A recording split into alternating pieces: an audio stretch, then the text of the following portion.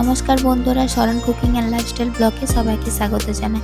আজকে আমি তোমাদের সাথে নতুন একটা রেসিপি শেয়ার করার জন্য চলে এসেছি। আজকে রেসিপি হলো কলমি শাক ভাজা। কিভাবে খুব কম সময়ের মধ্যে আর খুব সহজেই এই কলমি শাক ভাজা তোমরা বাড়িতে তৈরি করবে। চলো আজকে রেসিপিটি শুরু করা যাক। প্রথমে আমি চলে এসেছি বন্ধুরা আমাদের সবজি বাড়িতে কলমি শাক নিয়ে যাব বলে। এই দেখো বন্ধুরা, আমাদের অনেকগুলো কলমি শাক চাষ করা হয়েছে। এখান থেকে আমি বেছে বেছে ভালো ভালোগুলো কেটে নেব। বাড়িতে গিয়ে ভালো করে এগুলো বাছাই করে কুচি কুচি করে কেটে নেব। তারপর আমি ভালো করে ধুয়ে নেব। দেখো বন্ধুরা, কুচি কুচি করে কেটে ভালো করে ধুয়ে পরিষ্কার করে নিয়েছি। এখন আমি উনুনে একটা কড়াই বসিয়ে নেব। দেখো বন্ধুরা, কড়াই বসিয়ে দিয়েছি। কড়াইয়ের মধ্যে দিয়ে দিলাম সরষের তেল অল্প পরিমাণ।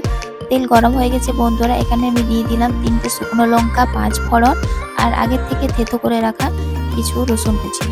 এগুলোকে ভালো করে আগে আমি ভেজে নেব লাল লাল করে। এগুলো লাল লাল করে ভাজা হয়ে গেলে এর মধ্যে আমি দিয়ে দিব শাক। তো দেখতে পাচ্ছ বন্ধুরা, এটা খুব ভালো করে আমি ভেজে নিয়েছি। এটার মধ্যে আমি এখন দিয়ে দিচ্ছি ভালো করে পরিষ্কার করে ধুয়ে রাখা শাকগুলো। তো এই শাকগুলো আমি দিয়ে দিলাম। এই শাকগুলো ধুয়ে করে জল ঝরা বাটির মধ্যে কিছুক্ষণ রেখে দিয়েছিলাম, যাতে করে জলগুলো ভালো করে ঝরে শেষ হয়ে যায় আর রান্না করার সময় কোনোভাবে বেশি জল না বেরোয়। তো এখন দেখতে পাচ্ছ বন্ধুরা, আমি ভালো করে নেড়ে নিলাম। নেড়ে নেওয়ার পর আমি এটার মধ্যে পরিমাণ মতো লবণ দিয়ে দিচ্ছি।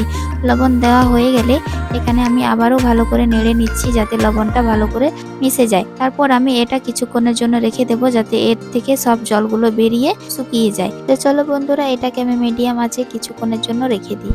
এই দেখো বন্ধুরা, ফাইনালি আমার রান্না কমপ্লিট। দেখতে পাচ্ছ বন্ধুরা কি সুন্দর ভাজা হয়েছে। খুব সুন্দর একটা সহজ রেসিপি, বাড়িতে সবাই তোমরা ট্রাই করবে। আর ভিডিওটা ভালো লাগলে অবশ্যই লাইক শেয়ার কমেন্ট করে জানিও। ধন্যবাদ বন্ধুরা।